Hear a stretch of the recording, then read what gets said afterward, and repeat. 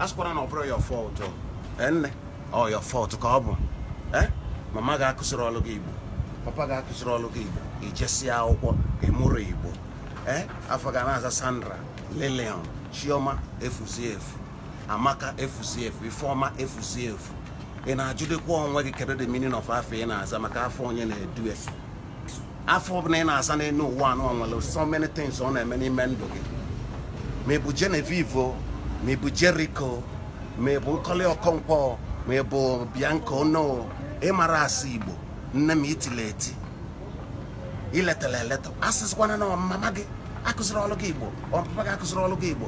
Ọ bụ efu na generation nke anyị nọ ya na ọ bụ na ị mara jebe akwụkwọ abalị ka ime ka ịshọ na ịmụtala etu esi asụ Igbo, because the world is changing fast. Na nna atụ Igbo a ka m si etie echekwana na m amara asụ Igbo nke bụ fune m ga-elebede ya free. Mana ọkwa ifo this your mother tongue, if you don't have it, that means you have failed your first degree as a human being. Your mother tongue is supposed to be your first degree.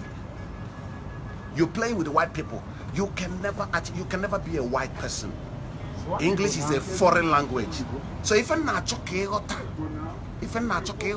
emelenu emelana, you must remain etu anwụ isi nwee dị. You must.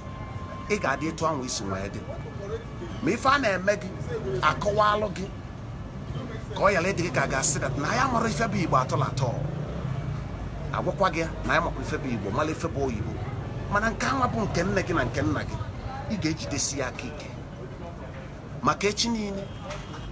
Emeka ngụwa nwaanyị na ọdụ ka afịa akpọba onye ga-egozikwa, onye ga-ekwe ọnụ.